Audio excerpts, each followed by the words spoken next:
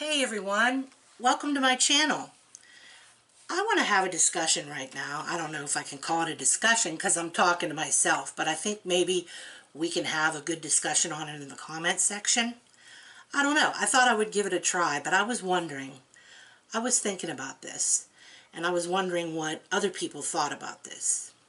Judgment and guilt when it comes to being an avid reader.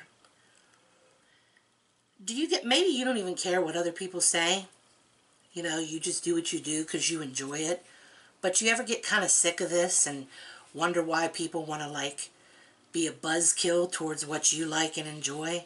And do you sometimes find yourself thinking, hey, well, maybe they're right? And what I'm talking about is this. A lot of people out there will say, why don't you get out and get some air? Why don't you go have conversation with the world? That's what you should be doing. Why do you read? You need to do other things. You shouldn't be reading that much. Okay, well, wouldn't that be like me going and saying to somebody, you shouldn't be outside playing football. Chances are you're not going to make it in the football world. You're not going to end up being a pro player. So why are you spending all your time playing? That's silly activity. You're not getting anything out of it. I would never say that to anybody. But it's like people think that what they like and what they enjoy, that's what's normal. And they seem to like to tell other people that what they enjoy, something's wrong with it. Even people that are close to me will sometimes say that. And I want to be like, yeah, well, I get outside. What about you and your goddamn video game playing? You do it 24/7, it seems. So why aren't you out there making conversation with the world and getting fresh air? It's like, why do people have to bash what you like? Even like when you're not reading 24/7, which I'm not. I have a job. I go do other things. Lately, I've been a little bit irritated because I haven't had the chance to do all the reading that I like to do. And I do get fresh air. I read outside a lot. People read by the pool. People read on the beach. I just don't see why others have the need to bash, unless maybe they're jealous because they don't like reading, or they feel like they're not intelligent enough to understand a book, so they want to put other people down so that they can feel better about themselves. I don't know. For me to say that would be a judgment. I think that everybody has their own interests, and their own interests should be okay if that's what's okay for them. Well, no, not if their, interest is in, killing people. But you know what I mean, right? So I get that a lot. I get from people, why do you do that? You could have been doing this, that, or the other thing. But on the other hand, though, on the positive spectrum, I have heard people say to me, you know what? You read for enjoyment.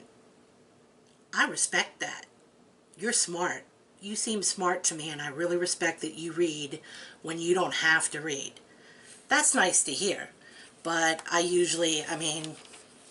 that's rare. So, I usually hear the other thing. And even from people that I'm close to, which is even more annoying and kind of hurtful. And it almost makes me feel guilty. No, not almost. I sometimes will feel guilty. Like, I'll listen to these people, and then when I'm reading, and I've been reading for 2 hours, I'll be like, oh, you know what? I'm wasting time. I could be doing something else. But really, what else could I be doing? I mean, it's my free time, right? And if I have free time, shouldn't I do what I enjoy? So I guess I just don't understand why people have to make people feel guilty for things like this when it's not really hurting them at all. But they want to make you feel like you're hurting yourself by doing it. And then you get the people that make you feel guilty because you have, quote-unquote, too many books. And then you feel guilty for spending your money on that, and you feel guilty for having that. Now, I can understand feeling guilty for that, but it's like we don't want to hear people say that to us. I'm never going to be a hoarder that you can't get into my house because I have too many books. That's not going to be me. But a lot of times I spend money on books when I know I should be spending it on something else.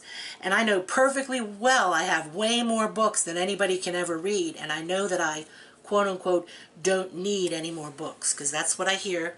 You don't need any more books. But like, if I want a book because it sounds really, really great, why not? But I do understand where that's coming from, because, you know, you got to have money, and you can't spend all your money on books, books, books, books, books. But still, I see all these bookshelves on people's channels, and I'm like, why are people getting on me about how many books I have? Because my bookshelf isn't even close to what other people have. And that validates me. I mean, I think that's one great thing about BookTube, is I know that I'm not some freak like some people like to try to make me out to be. You know, because I'm not a hoarder. The people in BookTube aren't hoarders. Hoarders. Why am I saying hoarders? I guess because I'm thinking horror, the true pronunciation of horror. So I'm saying hoarders. This chick can't talk. Well, yeah. And I don't think any of the people on BookTube are hoarders either. Not at all. I mean, I know the difference between a hoarder and somebody who has a love of reading. It's just that I allow those comments, and I allow them to like sink in, and I find myself thinking about them and actually feeling really, really, really guilty. Like when I got Bird Box, I couldn't take it anymore. I was like, I gotta read that book. I've got to get that book. I want it so bad. I want that book. And there were a few other books like that. I want that book. And I knew that I already had plenty of books, but it's like I couldn't wait. I kept hearing about these stories, and I was so excited to get them, so it's like, I'm getting them. And sometimes I don't want to wait around until they're, you know, dirt cheap. I just want to get them now. And sometimes they're not cheap. Sometimes they're kind of expensive, even the used ones, especially when they're really, really popular.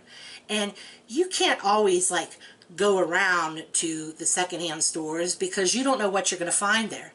Yeah, you might get lucky. You might find something really, really great.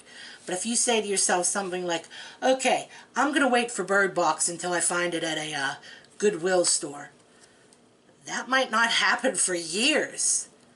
So that isn't really a realistic goal either.